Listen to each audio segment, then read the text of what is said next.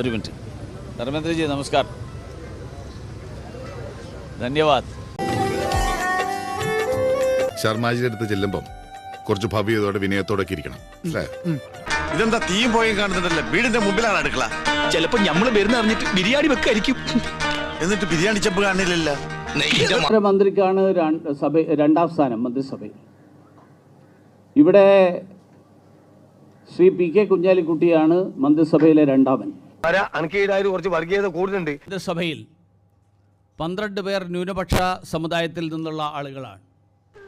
നമ്മളെ സുഖീനല്ലത്. എന്റെ കർത്താവ് ഇതാകെ പ്രശ്നമാവല്ലോ. കർത്താവ് എന്നൊന്നും പറയരുത്. ഞങ്ങളുടെ നിലപാട് എന്തായിരിക്കും എന്നുള്ളതിന്റെ ഒരു ചെറിയ സൂചന നിങ്ങൾക്ക് ഇപ്പൊ തന്നെ കിട്ടിക്കാണും. ഞാൻ പറയാൻ പോകുന്ന സത്യം കേട്ട് നീ ഞെട്ടരുത് എന്ന് ഞാൻ പറയുന്നില്ല, നീ ഞെട്ടും. ഈ രാജ്യത്ത് തേനും പാലും ഒന്നും ഒഴുകാൻ പോകുന്നില്ല.